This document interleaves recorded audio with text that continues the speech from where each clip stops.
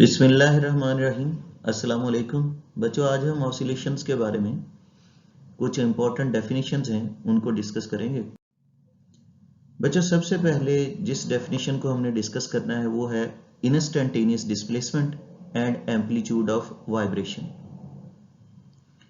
बच्चों, instantaneous displacement and amplitude of vibration को समझने के लिए एक एक्सपेरिमेंटल अरेंजमेंट है जो आप लोगों को फिगर में दिखाई जा रही है।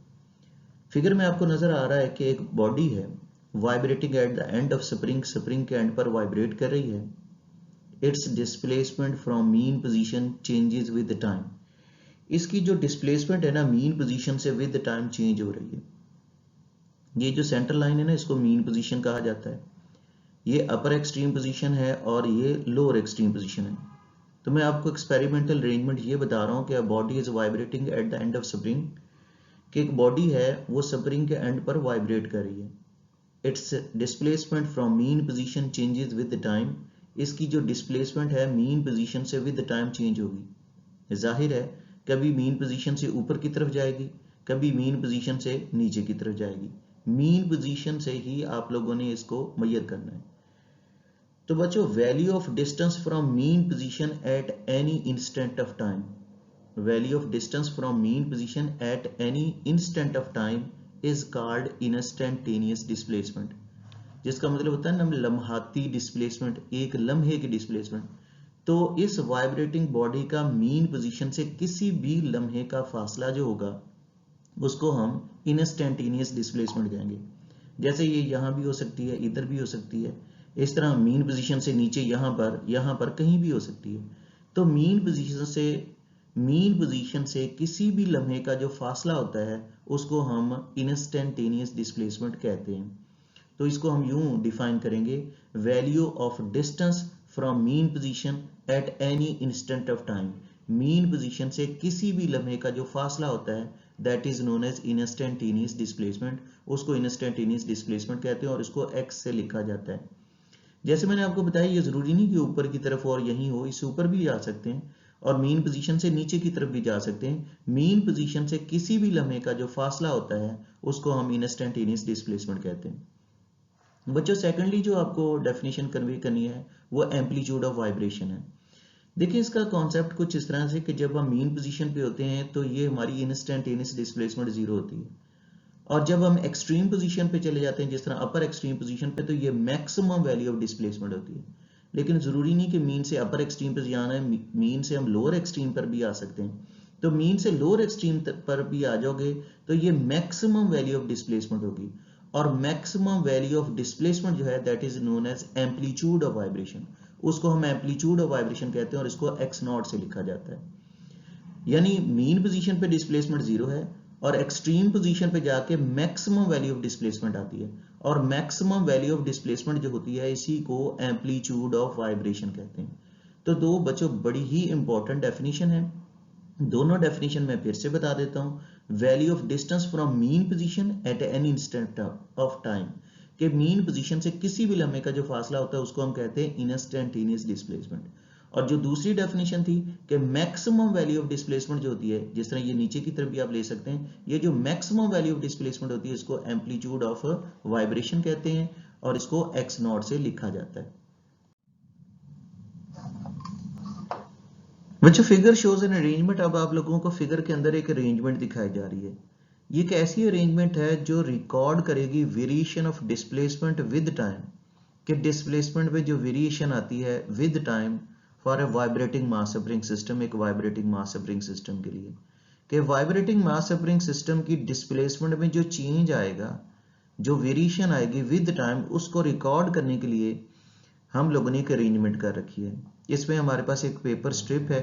ये पेपर स्ट्रिप कांस्टेंट स्पीड से राइट से लेफ्ट की तरफ मूव करेगी। जब ये पेपर स्ट्रिप राइट से लेफ्ट की तरफ कांस्टेंट स्पीड से मूव करेगी तो इससे हमें टाइम स्केल मिलेगा।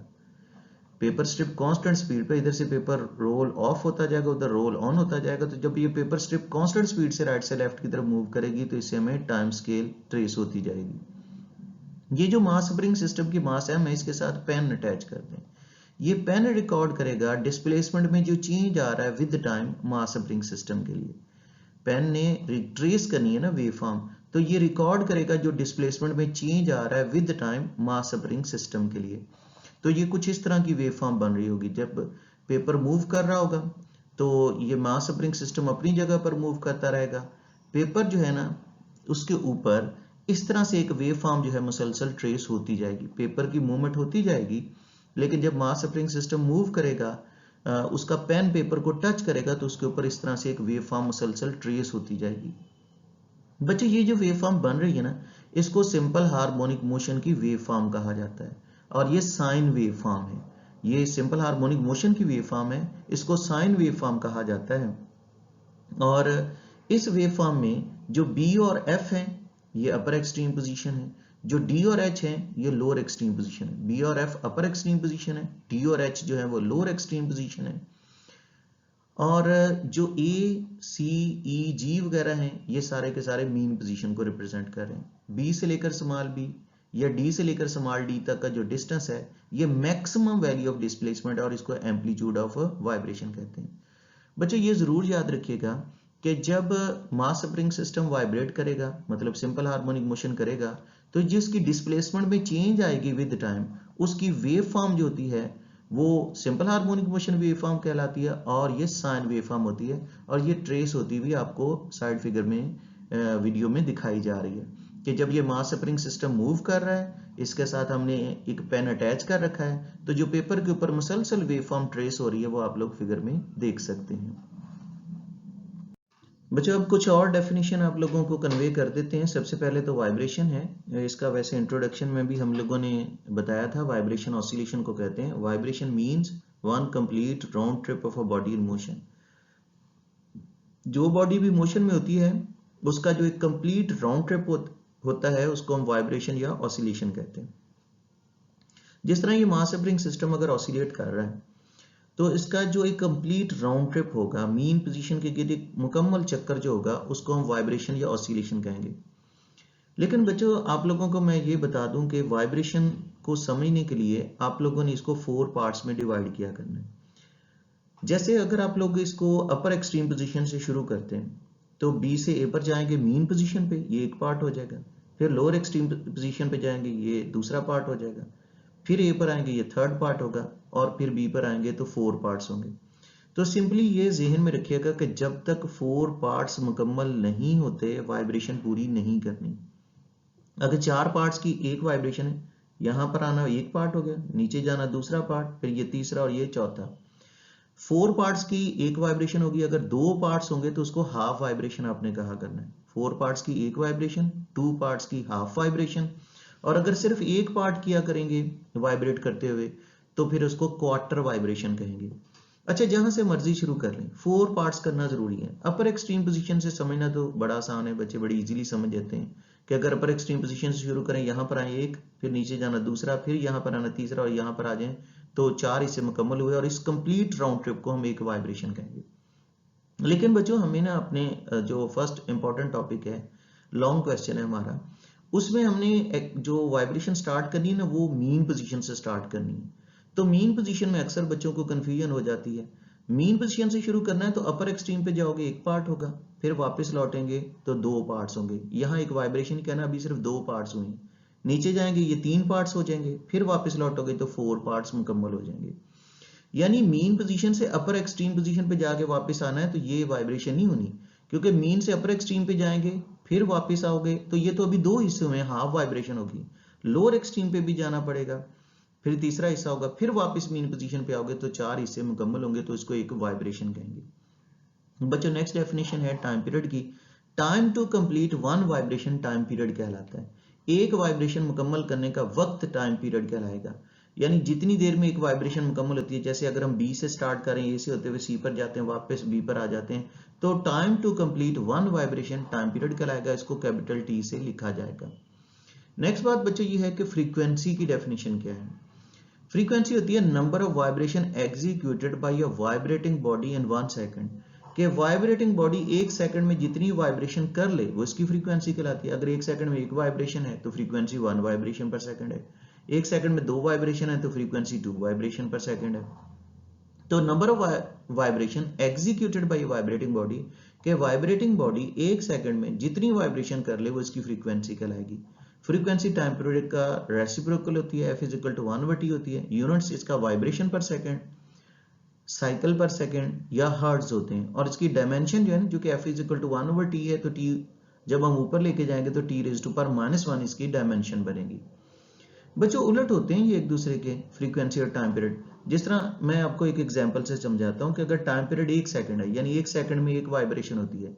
अगर 1 सेकंड में एक वाइब्रेशन होती है तो टाइम पीरियड 1 सेकंड है, तो फ्रीक्वेंसी भी 1 वाइब्रेशन पर सेकंड है। अगर अब जरा फ्रीक्वेंसी बढ़ाएं तो अगर हम फ्रीक्वेंसी 2 वाइब्रेशन पर सेकंड कर देते हैं, यानी 1 सेकंड में 2 वाइब्रेशन करते हैं, तो फ्रीक्वेंसी तो 2 वाइब्रेशन पर सेकंड हो जाएगी, लेकिन एक वाइब्रेशन के हिस्से में जो टाइम आएगा, क्योंकि 1 सेकंड में 2 वाइब्रेशन हुई है ना, 1 सेकंड में 2, तो एक वाइब्रेशन के हिस्से में आधा सेकंड आएगा। यानी जब हम फ्रीक्वेंसी बढ़ाते जाते हैं ना, तो टाइम पीरियड कम होता जाता है। 1 सेकंड में 3 वाइब्रेशन, 1 सेकंड में 4 वाइब्रेशन, 1 सेकंड में 10 वाइब्रेशन। तो जब 1 सेकंड में 10 करोगे तो एक वाइब्रेशन के हिस्से में तो 1/10 यानी 1/10 सेकंड आएगा। तो फ्रीक्वेंसी बढ़ने से टाइम पीरियड कम होता जाता है और F और T का जो प्रोडक्ट होता है ना, वो 1 के इक्वल होता है। तो यूनिट्स और डायमेंशन इसकी जरूर याद रखिएगा। एक टर्म है एंगुलर फ्रीक्वेंसी, ये आपको इंट्रोड्यूस करवानी है। अगर हमारे पास टाइम पीरियड टी हो, कोई भी बॉडी जो सिंपल हार्मोनिक मोशन कर रही है उसका टाइम पीरियड टी हो, तो उसकी जो एंगुलर फ्रीक्वेंसी, वैसे इसको हम एंगुलर वेलोसिटी भी कहते हैं। जब कुछ चीज सर्कल में मूव कर रही हो तो इसको एंगुलर वेलोसिटी कहा जा रहा था, ओमेगा से इसको लिखा जाता है, अब हम इसको एंगुलर फ्रीक्वेंसी कहेंगे। तो अगर किसी भी बॉडी का जो सिंपल हार्मोनिक मोशन कर रही है उसका टाइम पीरियड टी हो, तो उसकी जो एंगुलर फ्रीक्वेंसी ओमेगा जो होगी θ/t होगी। वैसे ये डेफिनेशन तो वही है कि time rate of change of angular displacement angular velocity कहलाती है। अब हम इसको एंगुलर फ्रीक्वेंसी भी कहेंगे, वही एंगुलर फ्रीक्वेंसी भी होती है। थीटा पूरे जो रेवोल्यूशन होता है ना, उसका थीटा होता है 2π। लेकिन अब आपको बताएंगे यहाँ पर इसी चैप्टर में आगे कि अगर पूरे रेवोल्यूशन का थीटा 2π होता है तो पूरी वाइब्रेशन का थीटा भी 2π ही होता है। लेकिन नेक्स्ट आने वाले लेक्चर में आपको क्लैरिफाई होगी ये बात। तो थीटा की जगह 2π लिख दें, ओवर की जगह डिवाइड और टी की जगह 1/f लिखें।